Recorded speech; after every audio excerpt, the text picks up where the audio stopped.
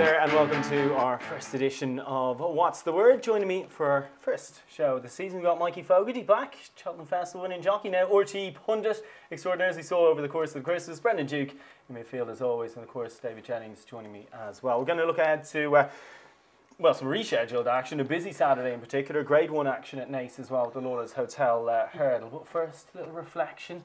You made a few New Year's resolutions, David? Food. Yeah, no potatoes, no bread, no sugar, very little carbohydrates, and I got the worst headache ever, like a day after I started, because of lack of sugar. Oh, so okay. I'm 4 days in now, I'm going strong. Can you even see me? I'm that skinny. I know. You have some important pictures to take in, less than a year now, so yeah, you have to live with them for the rest of your life. I want to be in the same nick as Mikey by the time I get married. So if you keep up to that, you'll be riding in the Paddy Power next year, for God's sake. I have about 6 stone to lose to get to Mikey's weight. So there we go. Brendan, you been on the New Year's resolutions?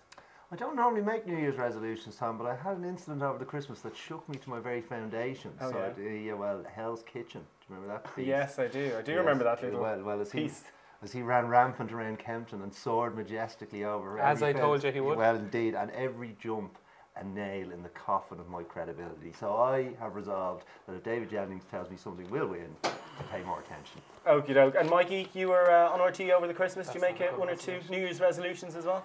Yeah, it wasn't for RT, but I was dancing with a girl in Coppers over Christmas, and she started doing Irish dancing, and she made a show of me, so I said, that's not going to happen to me again. I'm going to take up dance lessons now. Started Michael Flatley style. Okay, cool. Yeah, so that's one my eye New Year's resolution. Dancing with the Stars next year. That's a good plan. I mean, you stay in this show, it's good. Could bring you into the stratosphere as well, and then Dance with the Stars sorted. Right, let's move on to the Welsh Grand National. The Welsh National, rather, it's rescheduled for the 4th time since 2010. You've had a little look at this, Dave. What do you make of it? I've had more than a little look. Yeah, we've had about 3 weeks to study the form because you were ready to do this last week. Yeah. I do on December 27th. If the race had been run then, I had 2 horses, Rock the Casbah and Mystery, and I didn't want to back both of them, so I was hemming and hawing, and I couldn't decide. And Rock the Casbah is not running now, so obviously I have to go for Mystery. And the key thing here is he's so good fresh. Everybody might say, how could a horse win this first time out? The Welsh National, 3 mile 5, an absolute slog. But he won first time out in 2013. He won first time out the following season by 32 lengths. He won first time out in 2016. He won the Eider Chase at Newcastle after 7 weeks off. He's won twice on heavy and 3 times on soft. And he was second to Chase the Spud in the Midlands National. He's only £5 higher now. Chase the Spud is £19 higher. That's a huge weight difference.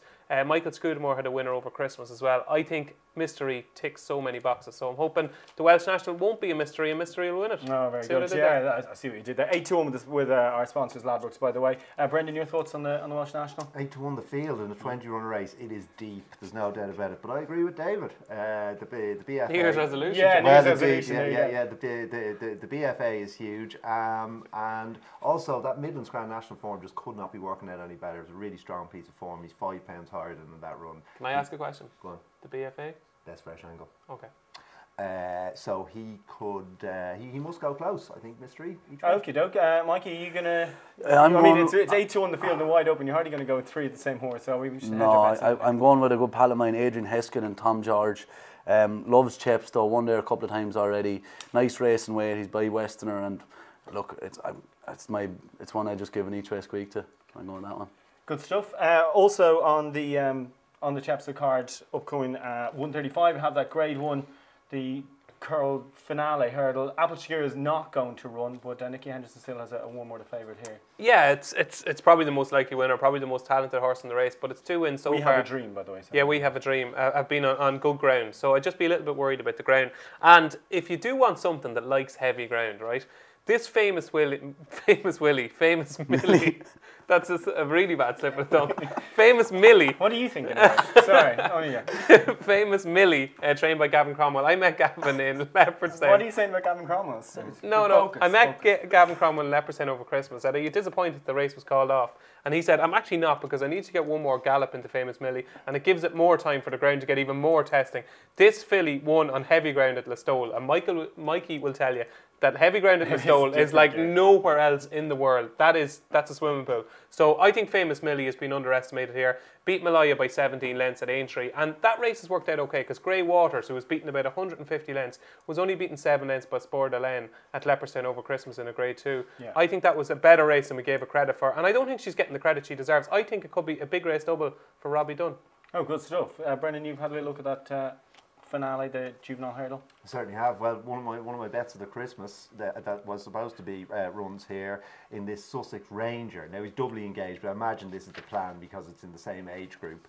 And again, as David said, ability is one thing, but Chepstone heavy ground, ability to handle the ground is the main thing. And this horse will relish heavy ground. All he does is stay and gallop, and he jumped brilliant at it the last day. I think he jumped out in front and galloped them into submission. Just a quick reminder of the prices, by the way. 4 to 5, We Have a Dream. 4 to 1, Sussex Ranger, and 4 to 1 about Famous Millie as well. Your thoughts? I'm going with the favourite. We Have a Dream. Like Nicky and Simon near now to win Triumph Hurdles, and he's a Marteline gelding, and I think that will help him get through the ground. I just think he'll have too much class for the rest of the minute.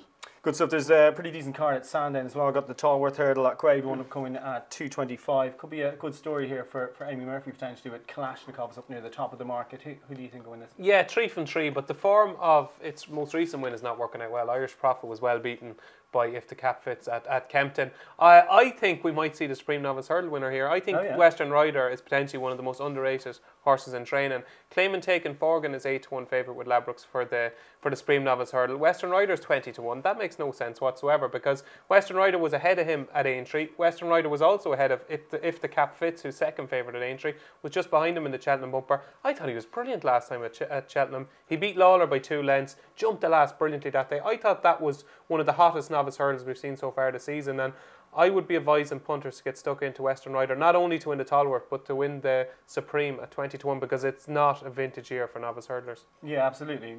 That never gets said in January. Your thoughts on the Tallworth, Brendan? I thought maybe the Russian Doyen might be slightly overpriced. I see he's 12 to 1 here. I was very impressed with him on his hurdles debut. He's still as green as grass. Only the third run of his life. Yeah. He's entitled to be. The second has gone in since. Now it is a bit of a step up, but any of these could step up any amount. And I just thought at 12 to 1 he's a little overpriced. Yeah, Mikey, I agree with Dave. I think if Willie or Gordon had Western Rider, he'd be, one of the favourites. And Cheltenham form for me is better than Kalashnikov's Doncaster form, so I'll be with that. Yeah, good. Just a reminder about those prices, by the way. Ladbrokes actually go Kalashnikov favourite here at 7 to 4, 15 to 8 Western Rider, 5 to 1 Montes Alivor, 8 to 1 Sussex Ranger, and 12 to 1 about Brendan's selection as well. Also the Mares Hurdle there, listed Mares Hurdle upcoming at 12:45. You had a little look at that.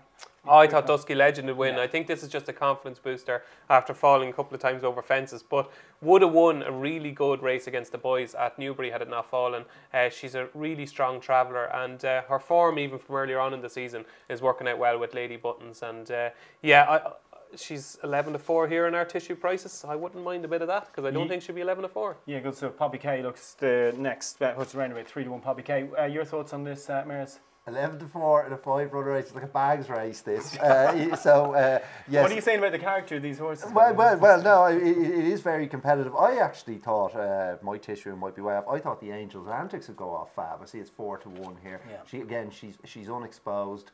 Twisty's flying at the moment. She'll relish the stamina test. And I just thought she didn't jump great the last day, but maybe the boy Russell can work something out. Yeah, he's pretty decent. He is pretty decent. I'm a Brendan on that, yeah. She didn't jump great the last day, and an extra furlong will suit. She was staying on, so I think Russell to work his magic on her. Good stuff. Right, we'll move on to Sunday shortly. Just a reminder about the competition in the comment section. €100, £100. Free bet up for grabs if you can get the biggest prize winner of the weekend. So well done to our winner last week. And we got another, like I say, free bet from our sponsors, Ladbrokes, up for grabs. Right, on to Nace. This Grade 1, the Lauders Hotel, Nace Novices Hurdle, up at 140. The absentee is kind of the big news. Sam Crow, 1 to 2 now, next destination, who's a class act in his own right. But, I mean, the loss of Sam Crow's it's a real shame here, isn't it? Yeah, it's disappointing. I suppose Nace's loss will be Leopardstown and Skane, as he's potentially going to show up at the Dublin Racing Festival. He's a very good horse. I thought he would have beaten Next Destination. Next Destination will probably win this race. Would I back him at 1 to 2 or 4 to 9? I think it's a better race than the betting is given a credit for. And it's funny, there's a horse in here, like Next Destination will probably win, okay? We'll get that out first. But Speakeasy, obviously, wasn't fancied at Navan when he won. Even afterwards, Joseph was talking and he said, do you know what, there's so much improvement to come. We didn't think today was the day for him, so he'll come on. He's a good horse. But I keep coming back to Blow by Blow at 25 to 1. Now, he was desperate when he won at Navan. He was 1 to 3 to win the worst maiden hurdle you'll ever find, and he just about got up. But you go through his back form and you kind of go, well, he's a Grade 1 bumper winner. He's won on heavy ground at Navan. He beat Moonracer, Presenting Percy, all them good horses in the Punchestown bumper. He's a good horse. He has blinkers on for the first time. He could just have been Dawson the last day. The blinkers might sharpen him up. And the angle here is that Jack Kennedy is riding Blow by Blow and Davy Russell is riding Cracking Smart. I'd imagine that Jack had the choice. He's ridden both horses on each occasion this season. One is 25 to 1, one is 8 to 1.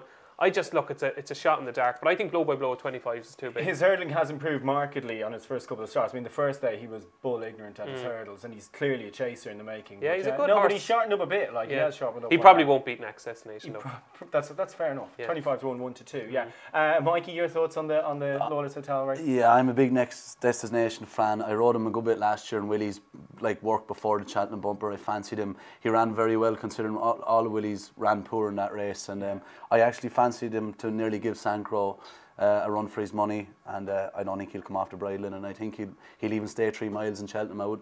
I'd back him now for an early Cheltenham before. And are you thinking that he's an Albert Bartlett horse? Yeah, I do. Yeah. I think he'll stay 3 miles. I know he showed a bit of gears the last day. I know he quickened up well, but there's none of these going to trouble him. Yeah, Brendan, your thoughts? Speakeasy is interesting because he was on and off the bridle early. Green again, entitled to be green, but this Next Destination, I'd like Mikey. I think he'd have put it up to Sam Crow. He looks an absolute weapon. I mean, he kicked the last hurdle out of the ground. The only hurdle he missed, and then he just straight back onto the bridle. Didn't break stride. He'll win. Would you be worried about Sam Crow from a Cheltenham point of view? A lot of people are having a lot of anti-post bets. Would you be concerned about that dirty scope? No. No. No. Yeah, that's fair enough. I'd love to see a few of these scopes sometimes. Where do we put? Well, Mikey, tell us more. I don't know. I'm just saying. I've seen horses scope bad and win at the weekend, Yeah, you wouldn't concern you anyway. I think it's a good move by Gordon. Detchute won the race last year and he didn't run as well in Cheltenham as he'd like. So what's the point in killing the two of them there in Naas on Sunday? Yeah. This will be a slog, it'll suit Next Destination. Two good horses could kill each other in Naas on Sunday. It's going to take a fair bit of getting. And if he wasn't on the top of his game, sure, why would you do it? The rest of the Sunday card at Naas, anything jumping out off the card? Rachel Blackmore has had a terrific 2 years, and it's very seldom you see her giving a horse a bad ride. And I can only remember one, and that horse is running on Sunday in the 325. Brosna George, trained by Ross O'Sullivan. It was beaten 6 lengths at Fairyhouse. I thought she nearly should have won that race. She got into all sorts of problems. I just think Donny McInerney is booked this time in a race for conditionals, and I just thought it's well handicapped off 96. I just think it's a horse that it hasn't won yet, but I think it's threatening to win, and I think it's better than the 96 horse. So I'll go for Brosna George in the 325, and earlier on the card, People's Park. I think will win the 2 mile handicap chase for Donny McInerney as well, and Tom Taff. Cool. Brendan, your thoughts? Just one, Tom. The 12:20 conditions hurdle, Ale Ambrosia, ran quite well over Christmas at Leopardstown. Not sure it was suited by the way it was ridden, held up out the back. There wasn't a whole lot of pace on. Probably went further in time, but as Dave says, this is going to be a right slog in conditions at the weekend. And could improve for the first time fitting of Jack Kennedy as well. Probably a price, given it's a little bit badly off the weight. I think Ale Ambrosia will run well. Mikey, you've had a look through the Naas card, anything? Yeah, I had a bit of a price. A horse I won on last year, Mick the Bio, James Grace's horse is in good form. The Benno won in Limerick, and he had a nice comeback run there the last day, and he would have needed a run, so I give him an each way squeak in Naas on Sunday. Good stuff. Any other bets from Saturday, by the way? Jumped off the card at you? Where are we? Sandown, Chepstow. Oh, Cork is on. Westerner Point, I thought, win the feature handicap hurdle. It ran in the Beecher last time at Aintree, and it's a much lower mark over hurdles. Was just beaten by Gary O'Brien's horse False and Blue that was supposed to run in the Carl Welsh National last run over hurdles. Love the ground. I think Westerner Point will take a bit of beating. Any other bets for the weekend before I ask you your best bets? For shame, Ale Ambrosia is running the 12:20 in Cork on Saturday. Apologies, Tom. Cork on Saturday, okay. Solid. Right, it's time for our best bets of the weekend. Of course, Ladbrokes go best odds guaranteed on multiples between 11 and 1 in all their shops. So the boys have come up with a best bet of the weekend, and they're going to give us a treble. Or treble? Yeah? Okay. We'll start with you. Do you remember your New Year's resolution? I'm giving you a horse that will win. Oh, nice. Yeah. Will win. Okay. Yes. Western Rider, 225 Sandown. this horse will win. Stick to your New Year's resolution. If you can get 15 to 8, 2 to 1, I think that's a hell of a price. The other two I'm going to give on Sunday at Naas in the 325 Brosna George. And on Saturday, I think Famous Millie has been underestimated in the Future Champions finale, Future Champions Juvenile Hurdle at Chepstow. So Western Rider, Brosna George and Famous Millie. Good stuff. Brendan? I'm all over the Sussex Ranger in the 135 in Chepstow. I'll be having a meaty wager on him, and we'll make him the linchpin of my Saturday Trixie, which will involve the 1220 in Cork, Ale Ambrosia, and the 205 in Chepstow, Mystery. Good stuff. Mikey? Western Rider on Sandown and Next Destination and Make the Bio for me. Good stuff. Well, I'm going to go with Next Destination as well. I'm going to stick in Garde la Victoire in the 150 at Sandown on Saturday. And also I'm going to pop up Kalashnikov in the Tallworth Hurdle at 225. I think it's decent. It'll be a nice story as well. And probably a horrible headline too. You know Western Rider's in that race. Oh, right. Yeah, he's going to. I've just been told he's going to win the Supreme. Yeah. So what are you backing Kalashnikov for? He's a weapon. When you're wearing a shirt like that, you can back whatever you want. There you go. He is pulling that off, and that's not easy. Imagine to me do. in that shirt. You'll be like that at your wedding next year. And that's hard to shape. So I'm thinking we should get some sort of forfeit going where if you a selection of losers, you have to wear a shirt. It's like not this or even some one loser, junior- selection of losers. I would want to have some amount of losers to wear that shirt now. You heard it here. We'll be back for What's the Word again next week. Thanks for watching and hopefully lucky punting this week.